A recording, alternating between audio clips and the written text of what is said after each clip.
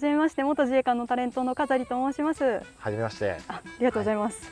今頭痛とうちの広報をしております山口二曹と申します。もう早速迷彩服着られるということで。そうなんですよ。今日陸上自衛隊の駐屯地に来るということで、私物の昔使っすごい音すごい音ですね。そうですね。もう戦車部隊なんでやっぱり射撃は常にあるっていうところですね。すごい、ものすごいなんか太鼓の音のような第10戦車大隊と第3戦車大隊ということで、ここはどういった駐屯地なんでしょうか。ちょっと名前が今津駐屯地というんですけれども、こちらの方が滋賀県の中の琵琶湖がありまして、その西側に所在する駐屯地になってます。中部地方の中の第10師団の中に所属している第10戦車大隊と。で近畿2府4県を管轄しているその中の滋賀県を体区に持っている第3戦車大隊、この2つの部隊が所在しておりまして、非常に珍しい駐屯地となっております。この2つの大隊があるということで、かなり広い範囲をカバーしているということですよね。そうですね。各部隊で担当地域というのは決まってまして、その担当地域に関してはしっかり各隊員が頑張って災害派遣からもろもろ活躍してくれているという状態になりますね。この今津駐屯地ですけど、戦車大隊ということで、やっぱり戦車いっぱいあるんですか？そうなんですよ。ぜひ飾さんにもね今津駐屯地の戦車をご覧いただきたいというところで、早速案内しちゃうんで、こちらの方よかったら来てください。お願いします。はい、いや楽しみ。おお、戦車だ。戦車がありますね。そうなんですよ。作業されてる方もそうですね。明日が戦車射撃競技会になりますので、乗員の方たち全員で整備をしながら明日の競技会に備えているっていうことですね。早速これが今日使う戦車になってくるんですけども。おお、すごい。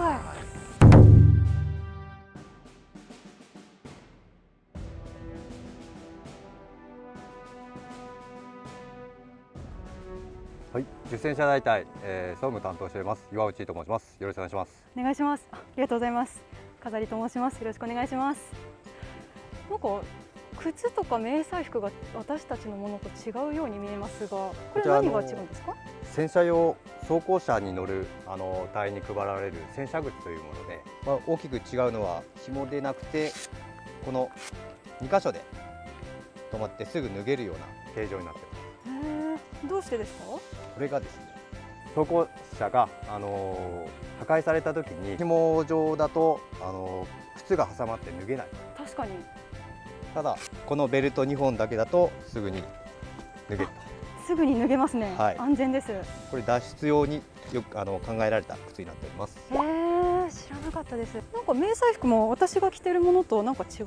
こちら生地も少し厚くなってまして、中で薬莢とか厚いものがよくありますので、そのために厚くなってたり、あと一番特徴的なのがこの後ろのなんかベルトみたいなのがついてますね。私の背中についてるものとはまた違う感じがしますね。そうですね。これは何ですか？はい。こちらについては装甲用といいまして、同じく戦車装甲車の中で、負傷してしまった場合に、このベルトを持って上から引き上げる、こういった迷彩服になっています。そんな機能があるんですね。ここに立派な戦車がありますが、これは何ていう戦車ですか？こちらは74式戦車と言います。74式、これは草加園とかで見たことがあります。そうですね。今も現役で活躍しております。近くで見ると迫力がすごいですね。ちょっといろいろ見て回りたいんですけど、いいですか？どうぞ。ありがとうございます。早速なんですけど、これずっと気になってたんですけど、これは何ですか？はい、これは注意看板でして、よく整備とかしてますと頭を打ちますので、それの注意看板になります。今標準姿勢ですので当たらないんですけども、あちらの低姿勢になっているとよく頭を打つので、ここに注意してくれという看板です。確かにこれがないと頭ぶつけちゃいそうですね。そうですね。結構汚れがついてますね。そうですね。今日の日のために戦車用に練習場一周回してきました。ありがとうございます。ちなみにちょっと汚れ具合はこれはどうですか？まだ軽い方です。これで軽い方なんですか？いやでも頑張って洗車します。お願いします。これは何ですか？なんか重しみたいな感じですけど。はい、こちら輪止めになってまして、輪止めまあ、ちょっとした停車地でもこれで動きを止めて転がっていかないようにするものです。なんか輪止めっていうとてっきりなんかこの辺に置くイメージなんですけど。はい、もう戦車でしたらここだったらただ踏んで終わりですので、内側に。確かに前に置いておいたらぺったんこになりますよね。そうですね。なるほど。車輪は全部で6つ7つですかね。前輪が、5個で、誘導輪が1つと一番後ろの星型のやつが機動輪になります。ああ、シャチホコ、これが舞台上なんですか？はい、こちら第10師団のマークになります。ああ、やっぱりシャチホコっていうことは、まあ、中部地方というか。そうですね。ですかね上級部隊が名古屋に所在しておりまして、第10師団はのマークとしてこちらで、10戦車としてもこちらを採用しています。なんか側面に結構いろんな道具がくっついてますね。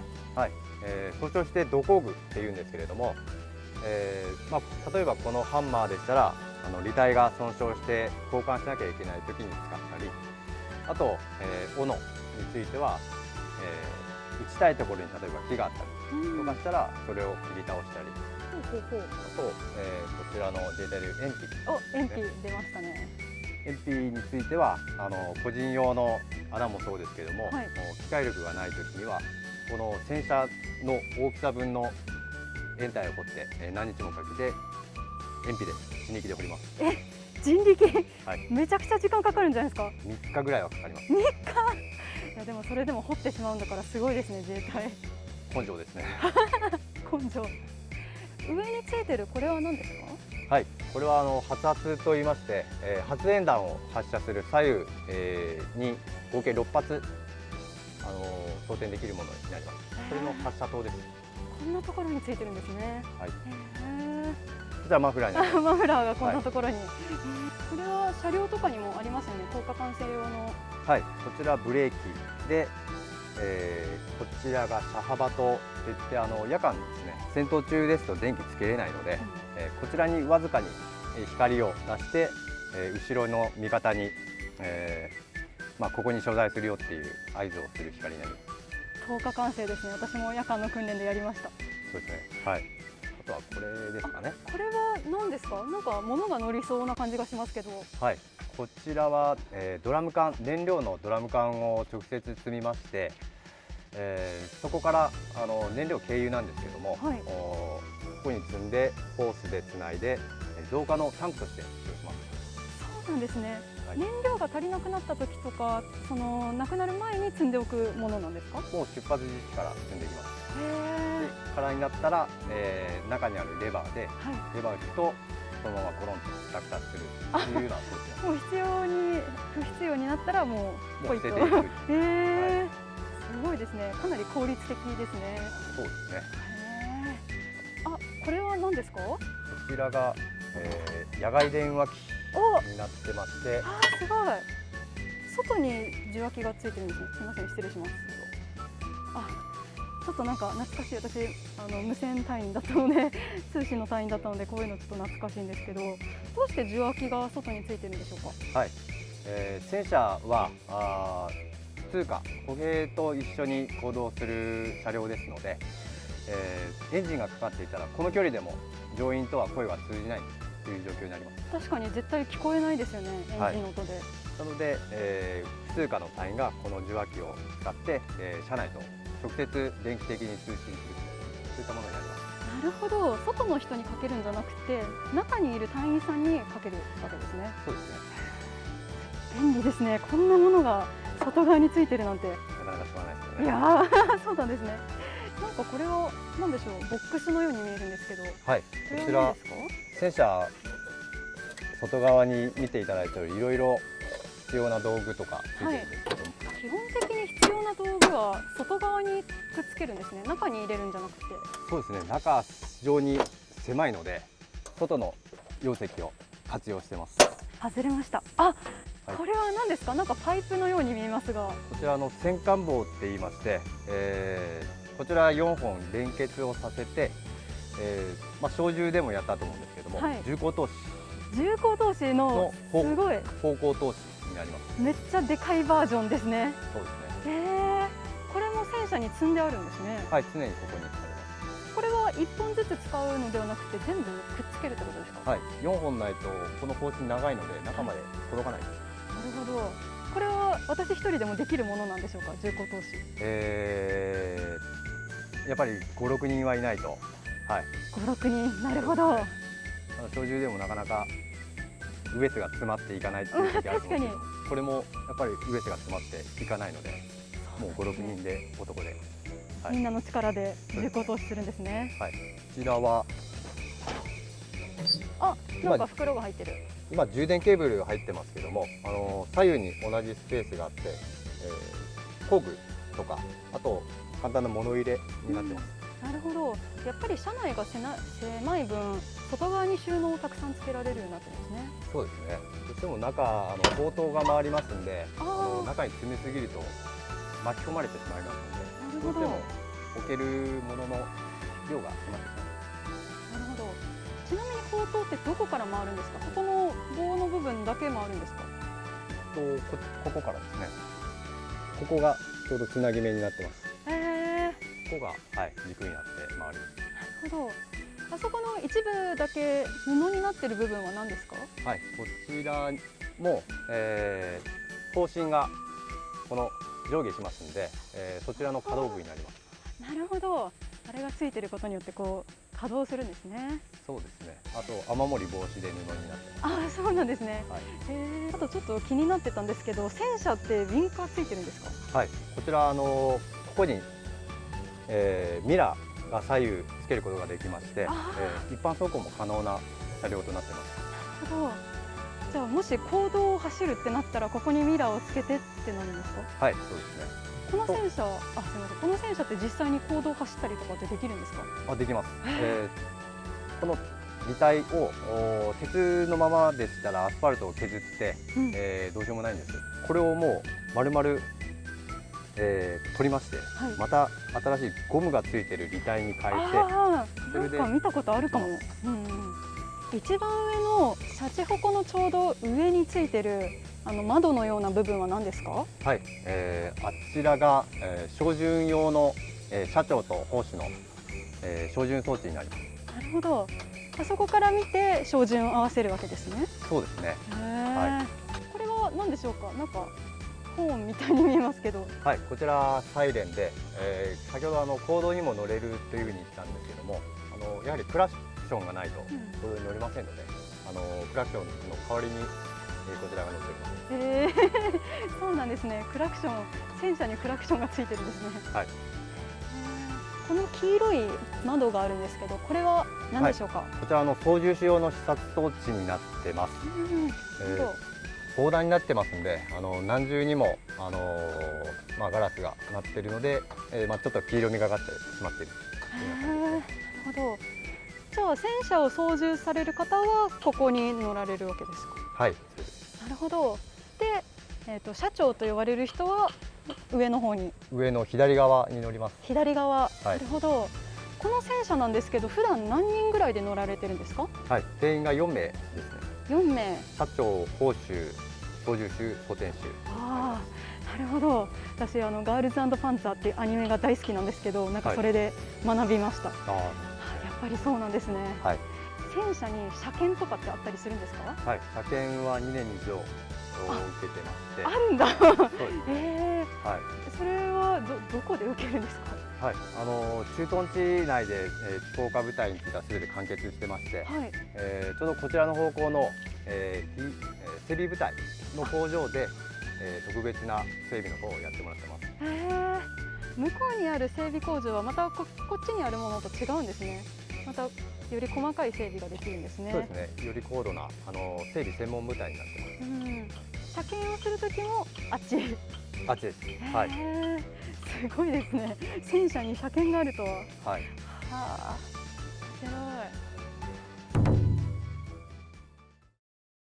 じゃあ、笠井さん、上に登ってみます。いいんですか？はい。でもちょっといまいち登り方がわからないんですけど、どうやって登るんですか、これ？では登り方を展示いたしますので、はい。その後に真似て。はい。はい、お願いします。はい。よろしくお願いします。お願いします。まず戦車デコボコが多いんで、手と両足の3点が常についておくようにしてください。はい。で、これを守っていれば絶対に落ちることはないので、それを守って、あとは順番にまず3点で持つ、足を上げる、次の手を上げる、ほうほうほう。で移動する、また3つで持つ、でまた1個上げる、3つで持つ、3こ点んな感じです。そうですね、はい。なるほど。これで上がってきてください。はい。こっちから上がっちゃダメなんですかね。こっちこちからら、上がるとダメなんですか。実際には発煙台が張っておりますので、この前には出ないというようになってますので、この後ろを通って上がってください。わかりました。はい。ありがとうございます。懐かしいライナー頑張ります。ありがとうございます。なんかこれ変わった手袋ですね。初めて見ました。戦車用の手袋です。へえ。じゃあ戦車乗りは結構皆さん使ってらっしゃるんですか。はい、みんな配当へえ。あ、なんか滑りにくい感じが。よし、じゃあ行ってみます。まずちょっと腕が短くてよいしょ。そうですね。この辺とかで。はい。こんな感じですかね。そうですね。はい。三で次の足を上げてください。はい。はい。ちょっと移動してください。はい。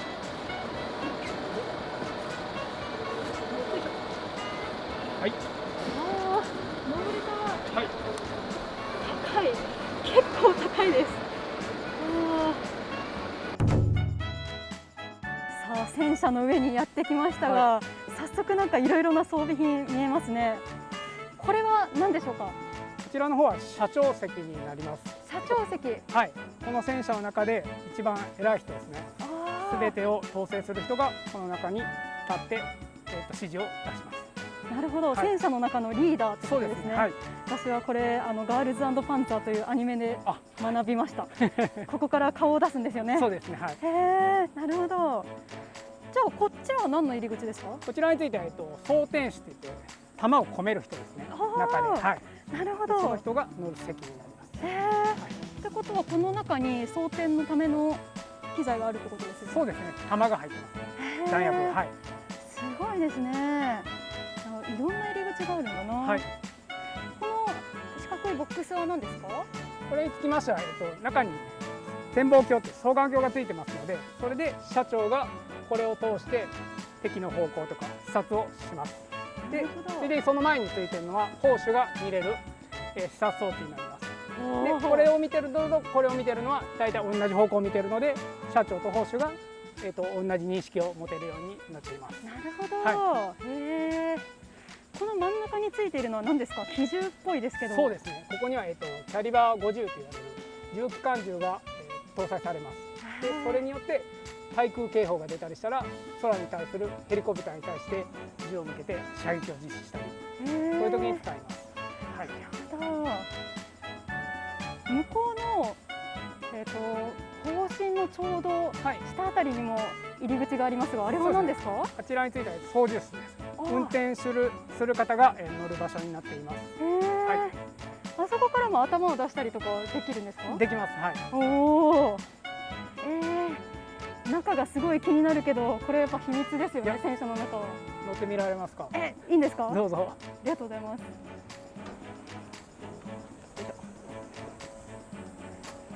おお。わあ。この中に入ってもいいんですか。はい、どうぞ。じゃあ失礼します。はい。わあ。すごい。結構深いぞ。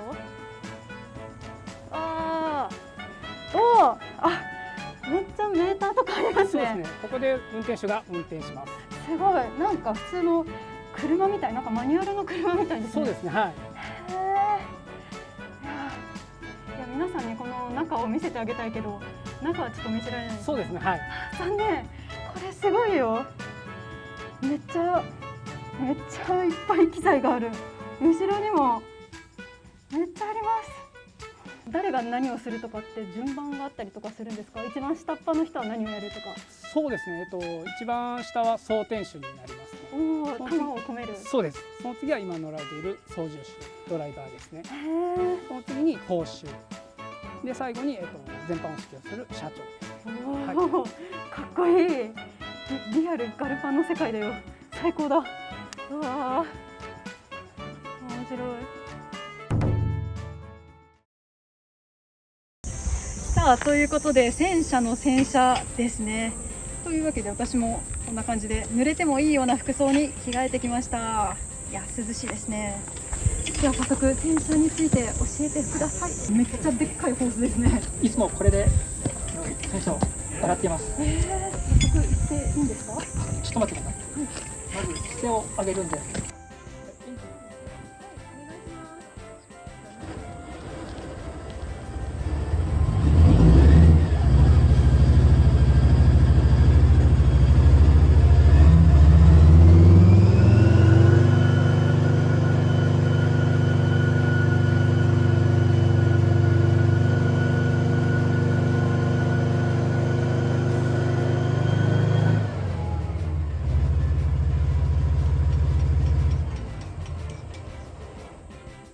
すごいですね。戦車が膨らみました。手を当てました。これが今最大に上がっている状態です。すごいですね。向こうにある戦車と比べるとだいぶ高さが違いますね。そうですね。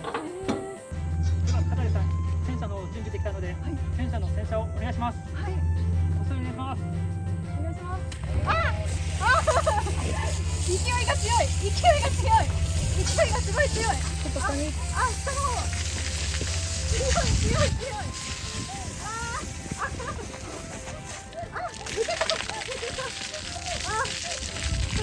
わかります。抜けた抜けた水圧で抜けた。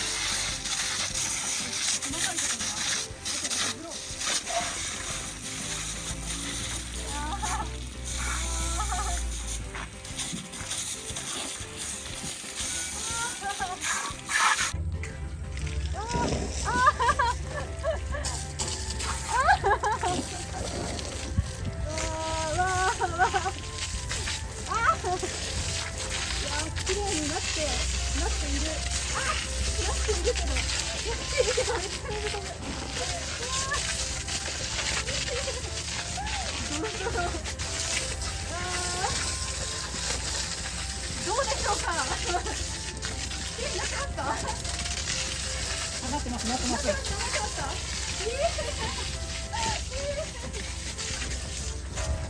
これもよいしょ。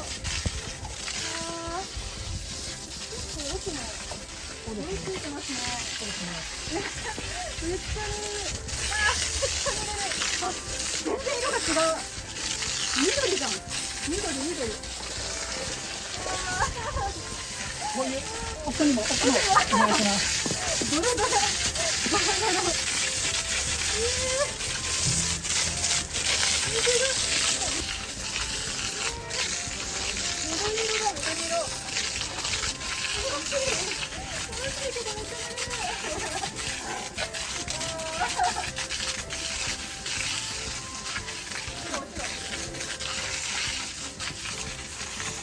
水だけでも落ちますね。そうですね。す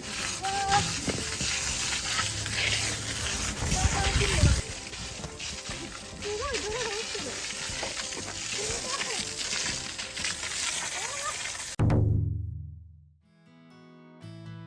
一通り水洗いしたんですけど、はいやっぱりこういう部分って泥が残ってますね。さっきのホースで取ってなかったところはこの隊員手作りの泥落としでこうやってあー気持ちいい。こういうふうに泥を落としていってください。はい、ありがとうございます。すごいですね、これ隊員さんの手作りなんだ。じゃあ取ってみます。では、いきますよ。結構上の方にこびりついてますね。あ、気持ちいい、気持ちいい。ごっそり取れます。なんだろう、なんかね、ちょっと耳かきをしている感じ。あー、取れる。よいしょ。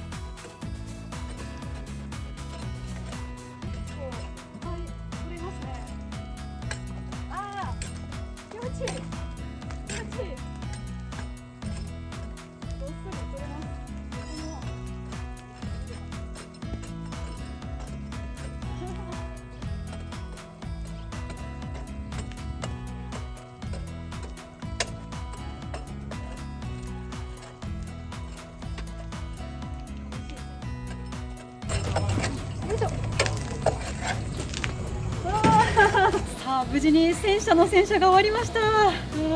皆さん本当にありがとうございました。ありがとうございます。ありがとうございました。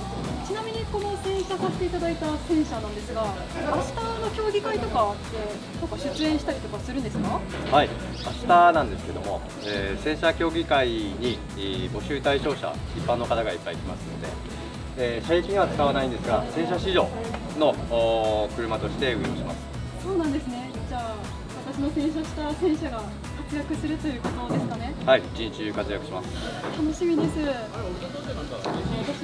この洗車に乗ってみたいななんて思ってるんですが、それって厳しいですか？そうですね、せっかく洗車をしていただきましたんで、史上第1号としてこの後乗っていただきたいと思います。ありがとうございます。やったー。乗ってみます。